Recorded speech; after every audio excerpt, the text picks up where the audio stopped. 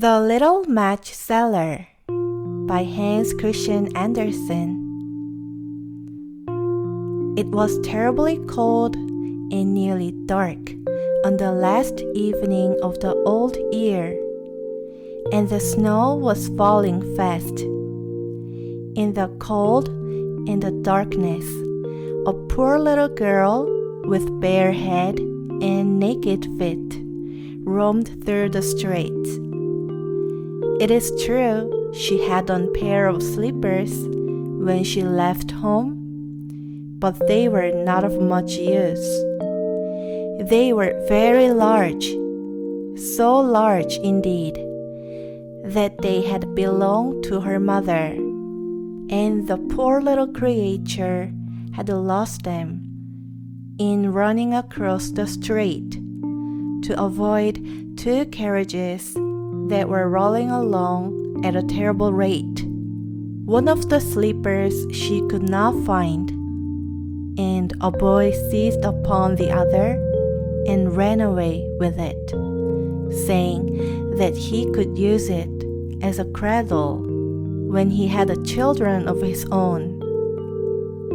So the little girl went on with her little naked feet, which were quite red and blue with the cold.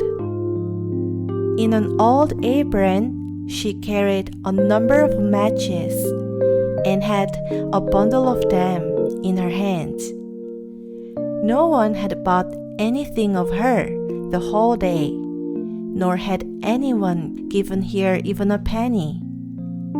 Shivering with cold and hunger, she crept along. Poor little child, she looked a picture of misery. The snowflakes fell on her long fair hair, which hung in curls on her shoulders, but she regarded them not. Lights were shining from every window, and there was a savory smell of roast goose, for it was New Year's Eve. Yes, she remembered that. In a corner between two houses, one of which projected beyond the other, she sank down and huddled herself together.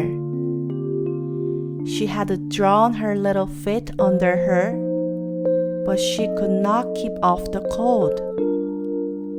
And she dared not go home, for she had sold no matches and could not take home even a penny of money.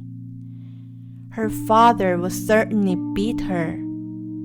Besides, it was almost as cold at home as here, for they had only the roof to cover them, through which the wind howled, although the largest hole had been stopped up with straw and rags. Her little hands were almost frozen with the cold. Ah! Perhaps a burning match might be some good, if she could draw it from the bundle and strike it against the wall, just to warm her fingers. She drew one out. Scratch! How it sputtered as it burned! It gave a warm, bright light, like a little candle, as she held her hand over it. It was a really wonderful light. It seemed to the little girl that she was sitting by a large iron stove, with polished brass feet and a brass ornament. How the fire burned, and seemed so beautifully warm that the child stretched out her feet as if to warm them when the flame of the match went out. The stove vanished, and she had only the remains of the half-burnt match in her hand. She rubbed another match on the wall. It burst into a flame, and where its light fell upon the wall, it became as transparent as a veil, and she could see into the room. The table was covered with a snowy white tablecloth, on which stood a splendid dinner service and a steaming roast goose, stuffed with apples and dried plums. And what was still more wonderful, the goose jumped down from the dish and waddled across the floor with a knife and fork in its breast to the little girl. Then the match went out, and there remained nothing but the thick, damp, cold wall before her. She lighted another match, and then she found herself sitting under a beautiful Christmas tree.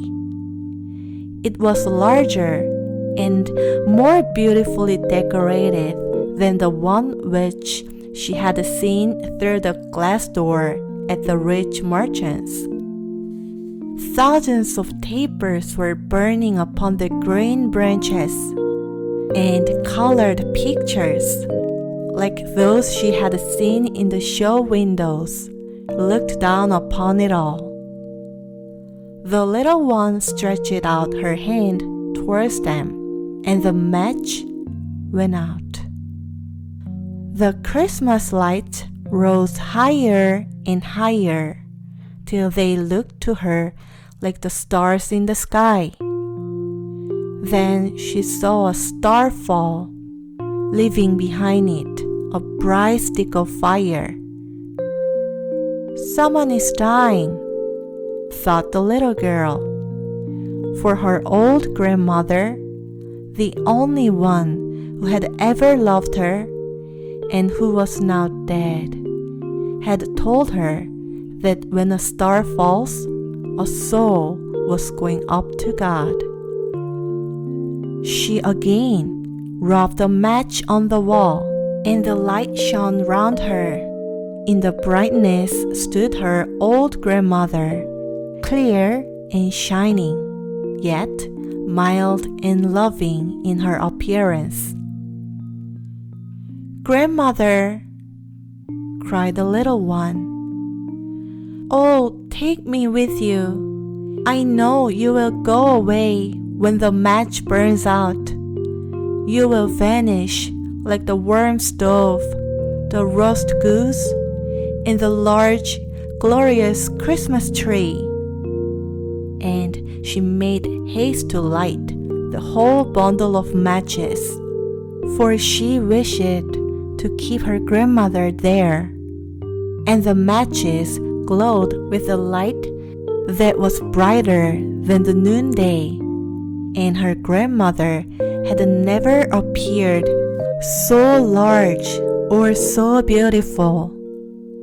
She took the little girl in her arms, and they both flew upwards in brightness and joy far above the earth, where there was neither cold nor hunger nor pain, for they were with God.